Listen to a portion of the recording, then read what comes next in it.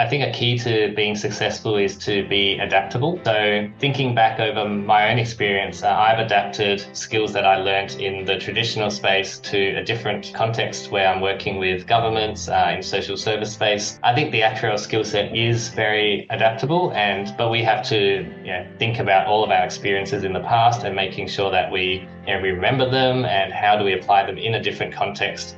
Sometimes it's just terminology that's a bit different, but if I think about how did I do a lot of the modelling that I did for government, often it's building, if it is in a spreadsheet, I might be thinking the same way that I'm thinking of a general insurance problem, like with a triangle and things like that. So everything's very adaptable, and so it's important for us to really take advantage of that and use your skills that you've built up over the years, potentially in a different area, to adapt to a new area. I am an actuary. I am an actuary. I am an actuary. Welcome to the We Are Actuaries podcast, where you'll meet leaders who use their actuarial powers to solve a range of problems and make a real difference. I am your host, Julia Lessing, and I'm a qualified actuary based in Australia.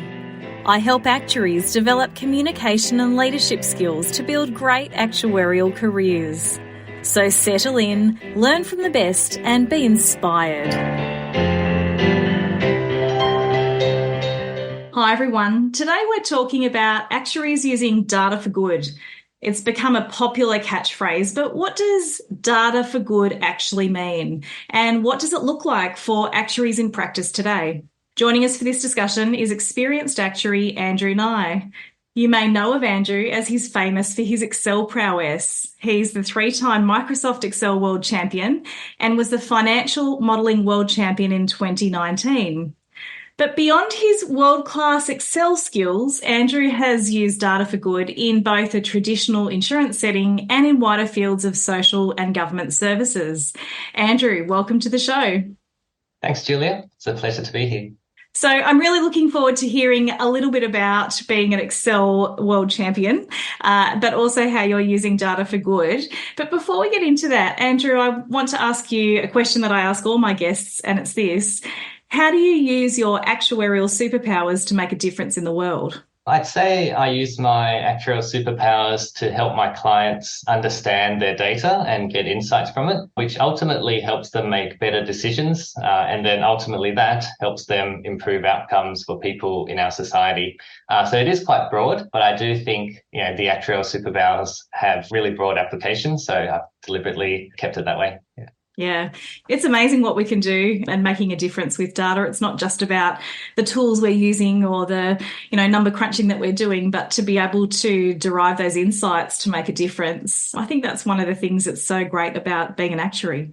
So you recently have been awarded the World Excel Championship for the 3rd time. Congratulations. Thank you. What was that like? Yeah, that was quite crazy. So for those who might not be as familiar with the competition, the Microsoft Excel World Championships obviously is about Excel. So, it's a competition where we use Microsoft Excel to solve problems, but it is held in an esports arena. So last year, the finals was in Las Vegas.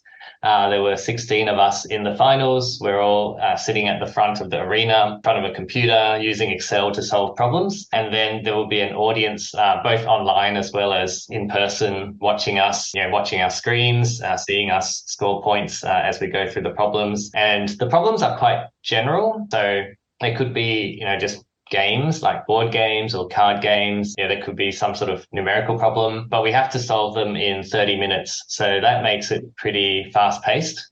It's like a big race to score as many points as we can, which means solving as much of the problem as possible. And I think that's the intensity of it also makes it a bit more exciting to watch for the audience. Esports. It's such an interesting concept, isn't it? And I think I saw that you also recorded yourself kind of solving the problems from the last championship on YouTube. You've got that on YouTube, don't you?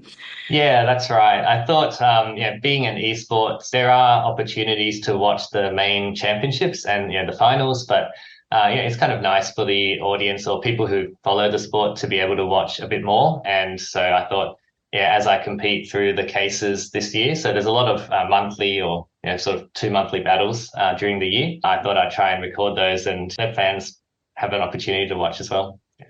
How exciting to have a fan base for your for your Excel championship. I think that's so awesome. And so I'm not going to ask you more about the championships or, VLOOKUPs. And actually, I heard your podcast with the Maverick, and I'm probably showing my age if I talk about VLOOKUPs, because I know that you don't like VLOOKUPs, and I agree they're not very stable, and there's lots of better options to use these days. So I'm not going to go into the detail of that, but I know you've talked widely about that in other forums. But where did you actually learn your world-class Excel skills? Yeah, so I learned my skills mainly from doing my work. So I've been working as an actuary for around 15 years, and I started my career at a consulting firm at PwC. And at the beginning, I was doing a lot of traditional actuarial work. So valuations, a lot of valuations in general insurance, a bit of pricing and that kind of stuff as well. And that involves a lot of spreadsheets. So our valuation spreadsheets, they're pretty big. We did a lot of work in that space for workers' compensation schemes, builders' warranty, and it just gave me a lot of opportunities to use Excel much more intensely than I used to, before I started work. And that also meant that I guess you learn a lot by just doing your work. So whether that is from your colleagues, because they might be more experienced, so they give you advice, but also I Googled a lot. So The nature of some of these valuation projects is that it's recurring. So every year or every half a year, you do a valuation. And so there would already be a spreadsheet from last year. But sometimes, it might not be structured in the best way, or perhaps if I had to do a particular task, I felt like the way that we're currently doing it is quite inefficient. So I did try to Google or to research and find a better way to solve the problem if I felt like it was really tedious. Mm-hmm. So I think that really helped me develop my Excel skills as well, just being willing to challenge what's already there, but also, obviously still learning from what people have done in the past, and, some of the functions or the methodology that they used is really good. And so just having that environment to learn in, that's where I learned most of my Excel skills. Yeah. So you learned it on the job using Excel day to day at work, but you also took an interest in kind of building those skills and proactively learning new ways of doing things and Googling if needed to learn new skills and build those as well. Yeah. And I think that's really important, because you can get by simply just doing the way, solving the problem the way it's been done before, or, just updating your links and then that's sort of done. But I guess the deep understanding of how to solve a problem in the best way, I think you need to be a bit more proactive to really develop that skill. Yeah. Yeah, and I think Excel's changing and getting better over time as well, isn't it? VLOOKUP used to be a really cool, handy tool, and now it's quite dated and there's lots of better options that you can use instead. So if you're not staying up to date with what Excel can do and proactively building those skills, I guess you may get left behind. Yeah, that's right. It does help if you have, if you work at a company where there's other people who are also staying on top of these things. So, sometimes I've learned about new functions because someone else has mentioned it. Mm-hmm. So it's not always on me to Google everything. Yeah. But definitely, I guess in the last 2 or 3 years, Excel has really improved a lot. So if you're still using functions from back in the day, then there's probably a better way of doing it these days. Yeah, yeah. Excellent. Okay, so using data for good in the insurance space, that's where you learnt your Excel skills. Can you tell us a bit about what you enjoyed most working in that traditional sort of actuarial space? Yeah, sure. I guess any sort of numerical problem I probably enjoy. I do like maths, so we're actuaries. Yeah, exactly. I guess that's how I ended up being an actuary. Yeah. I definitely found the work interesting. But I think what I enjoyed the most from that work was going a bit beyond just the number itself. So yes, the valuation produces a number that you put on the balance sheet, and that's really important. But what I found more enjoyable is when the work that I did, or the analysis behind that number, or the trends that we're seeing, that becomes, that forms insights, and that helps the client understand what they need to do. And so, yes, it is a number, but it's also giving really useful, valuable advice to my clients to help them manage the scheme better. So I've got an example of this. I used to work, I did a lot of traditional actuarial work for the Home Building Compensation Fund.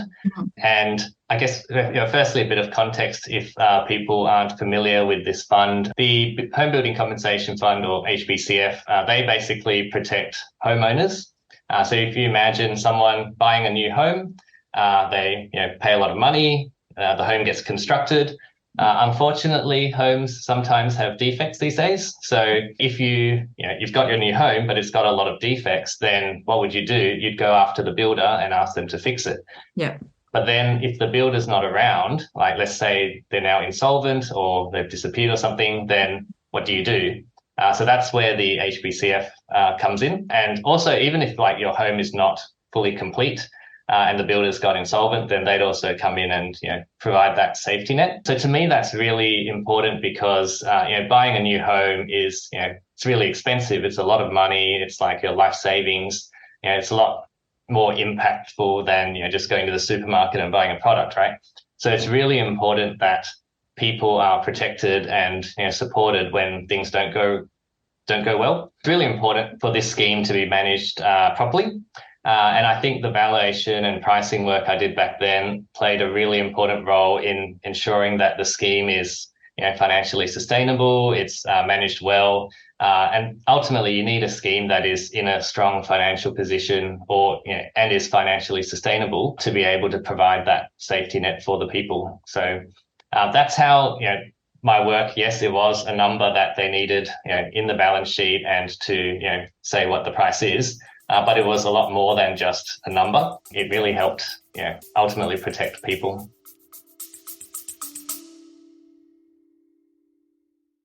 You're listening to the We Are Actuaries podcast, brought to you by the Guardian Actuarial Leadership Program. If you're looking for a tailored training program to help you build your communication and leadership skills, registrations are now open. Head over to guardianactuarial.com.au for more information. What a great example of using data for good, Andrew. It's not just about the maths for the maths sake, and we love doing the maths. It's about it's using the maths and using the data to help make better decisions and create that safety net for people. What a great example. And I can say the same for a lot of the other traditional work that I did. HBCF's not the only one I did. I did a lot of work for workers' compensation schemes. And again, you can think of who are the clients of a workers' compensation scheme. Those are people who got injured at work. And if you don't have your job, if you can't work because you're injured, then you don't have your salary, and the salary is a big, the main source of income for a lot of people. So again, it's really important to support those people and to make sure that these schemes are managed well. So definitely, I think a lot of the traditional work, in fact, a lot of the work that actuaries do, there's a very meaningful cause at the end. And I think it did take me some time to learn about this. It's not like my first day as a graduate, I fully saw how everything was working. But over time, as I worked on these traditional projects a bit longer, then I started to understand more and more about how important the work is for society. Yeah, for sure. I remember it took me a long time to realise that too, because I started my career out as a life insurance actuary. And especially when you're a grad, you are just crunching some numbers in Excel. You're so far removed from the ultimate, the customer, the end customer, and you're doing this maths and you're doing these calculations, and it's hard to kind of understand how you're making a difference through that. But I think with experience and perspective, I've realised just how much those traditional actuarial roles and the traditional functions of insurance pricing and valuation, they are so key to providing that safety net for so many people. And that's the ultimate big picture of using data for good, even though it can be hard to see that, especially when you're just starting out. Yeah, definitely. But as well as that, it's sort of traditional actuarial work, and you and I have this in common, Andrew, our work using actuarial skills for governments and in that social services space. And for me, I enjoyed the work in insurance, but I really probably have even more enjoyed that work for government services, where you can see that difference being made for vulnerable populations or, health. But I'd like to hear a bit more about your experience there. What do you like most about the government and social services work? Yeah, I think it's kind of like what you said. Working in this space also just helps me feel like I'm making a difference. So, I think I've been blessed with, being good with numbers, and how do I use this gift or this actuarial superpower to help people. And working in government and social services, performing the calculations for them, which then helps them help people. I think that's a really great way to use my skill set to help people. So I think definitely that's what I've enjoyed the most, and what really jumps out to me about working in this space. Yeah. Can you share an example of something that you've done in that space? Yeah, sure. So I've done some pretty sophisticated demand modeling to help one of my government clients understand the demand for their services. Now, this is really important. I mean, it's always important for any government or any organization to understand demand for their services. But in the context of government, often the clients of a government department are people who are vulnerable. So they're people in society, they're coming forward to government, lodging a claim of some sort, or asking for support because they're in a situation where they really need that support. Maybe they're injured, or maybe something really bad happened to them and they're seeking mental health support or things like that. So we're talking about people who are vulnerable in our society, and they really need help. And so that's why it's even more important for governments to make sure that they've got enough staff and resources to support their clients. And so the modeling that we did basically informs government, like, what is the likely demand for your services? And therefore, this is how many people you need in this area and things like that. And I guess the other aspect of this, why it's, challenging or important, is because demand is not always easy to model. There's a lot of things that affect demand. Could be like the particular demographics of the client base for this government department, but also in government, there's a lot of things happening all the time. There's policy changes, there's operational changes, there might be an election coming, and there's always something happening. And so there's a lot of things that impact demand, and it's very easy to get it wrong if your model isn't quite sophisticated enough. So that's why, this particular example, yes, we did a lot of really exciting, complicated maths, but ultimately the end goal of making sure that these people in our society, the vulnerable people in our society, are supported, that's what was really important about the work. I want to pick up on that point you just made about the sophisticated modelling and the complex maths, because, my experience working in the human services space, and we've done a bit of that sort of supply and demand modelling or need and supply modelling, and it can be really tempting to get in there and look at the data and build a great model. But sometimes there can be kind of practical nuances on the ground. Maybe it's a river running through, an area of your data, and actually there's no good just saying you need one service area, one service to meet the demand in that area, because people can't cross the river, say, thinking about transport needs and that kind of thing too. How have you been able to understand the nuances? So sort of stepping out of, you've got the mathematical gift, you've got the ability to build those complex models. How do you add on that context and get that understanding so that you can make sure that the advice you're giving is practical and implementable? Yeah, that's a really good point, because I definitely have had quite a few experiences working with different government clients where the data is, it's not because the data is bad, it's just because the nature of the data is that it's got a few missing gaps. Yeah, I think you really just have to understand the context of your clients. So talk to them, talk to the people who are on the ground or a bit closer to the front line, and understand how things work. Also, you have to understand how that's what might be happening, but how does that flow into the data? Yeah, and what data is captured. So, for example, in my experience, at least with the government departments that I've worked with, they actually have really high quality administrative data. Like, it's really rich, individual person level, and governments service millions and millions of people. So there's a lot of data, but you only collect data when those people interact with your department. Yeah. So the moment they stop using your services because they're good, they're done, they're now, let's say they were using some sort of social welfare, and now they've got a job, so they're not on welfare anymore, then you don't collect data on them anymore, or you might collect a lot less. And so suddenly you've got this big gap of data. And so you don't actually know what are the characteristics of this person anymore, because they're not your client in that moment anymore. And then there's also the bigger missing gap of for all the people who just haven't come forward to government who might be potential clients in the future, but right now they're not in your system, so you actually don't know anything about them. So things like that we just make it really important to understand, the context, how things operate, and I think experience does help. Just having gone through a few projects like this, I sort of know what to look out for a bit more, but it's really just important to talk to the people who work in these departments because they will always understand a lot better than me as like someone who's just coming in a bit less experienced than they are. Yeah, absolutely. And I think that's where the actuarial skill set is so valuable because we're not falling for the trap of thinking, oh, we have a really lovely data set, we can just rely on that and just put that through our model. We're thinking about the bigger picture, we're thinking about the context and the nuance that isn't in the data, even if we've got really nice clean data, as you said.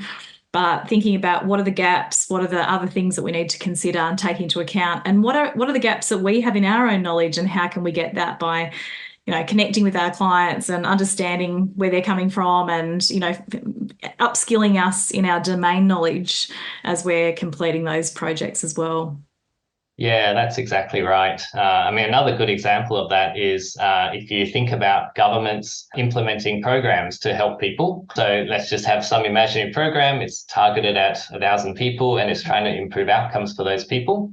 Then something that's really important, I think, is that governments evaluate how those programs are performing. Yep. So let's say we're now 1 year down the track and we want to look back and say, okay, this program has indeed improved outcomes for people. But the thing is, when the people who are in that program are the vulnerable people, they're already high risk. They're actually much more likely to have poor outcomes, like if your program didn't exist. And maybe it did make a difference, but it's hard to compare them with a different group of people who are lower risk.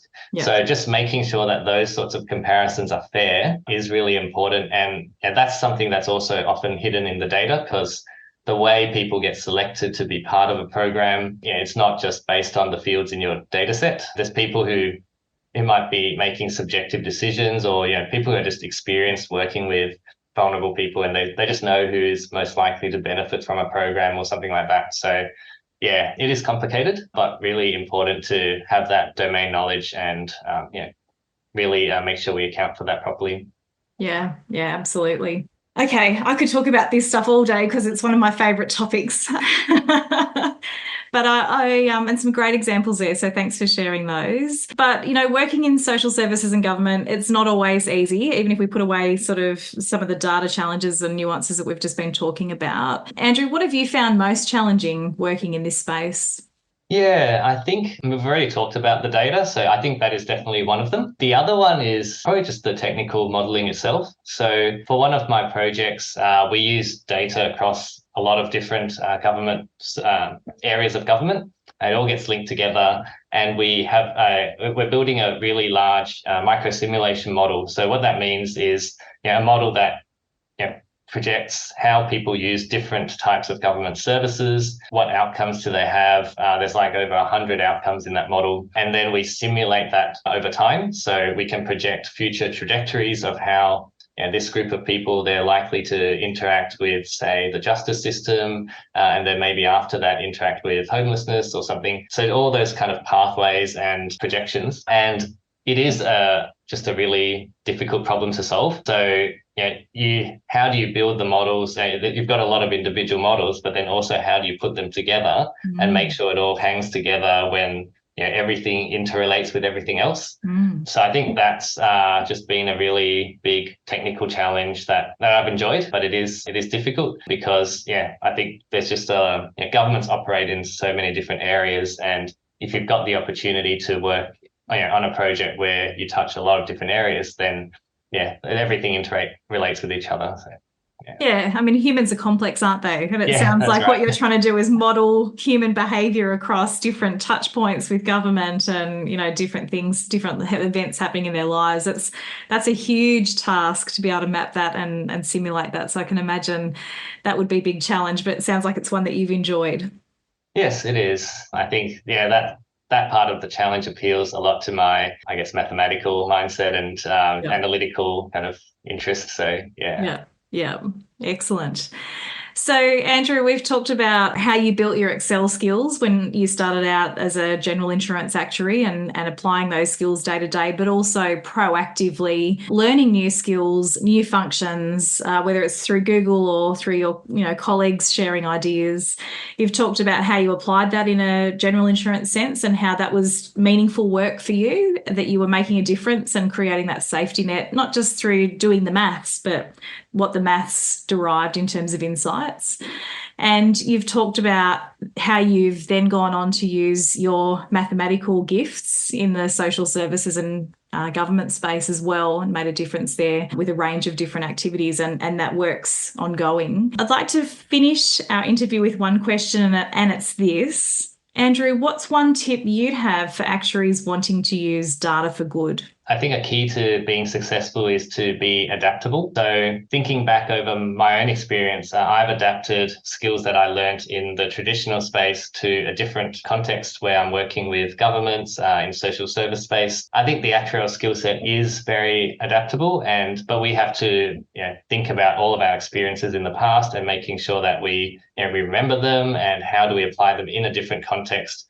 Sometimes it's just terminology that's a bit different. But if I think about how did I do a lot of the modelling that I did for government, often it's building, if it is in a spreadsheet, I might be thinking the same way that I'm thinking of a general insurance problem, like with a triangle and things like that. So everything's very adaptable. And so it's important for us to really take advantage of that and use your skills that you've built up over the years, potentially in a different area, to adapt to a new area. And I'd also say, even within government itself or within a particular industry, there's always things that change. So being adaptable to whatever's happening in government, if there are policy or operational changes, how do we adapt to that and just understand what's going on and how that impacts the work that we do. So I think that's probably my one tip.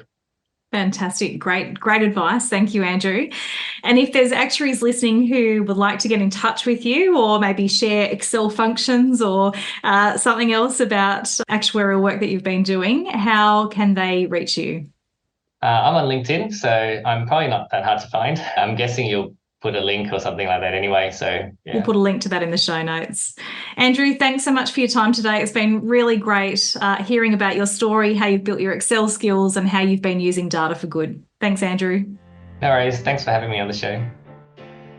So there you have it. Real life stories and practical tips from a leader using their actuarial superpowers to make a difference in the world. If you enjoyed this episode, feel free to get in touch, subscribe, leave us a review, and share it with your network. You'll find details from today's interview in the show notes below and on our website www.guardianactuarial.com.au. Until next time.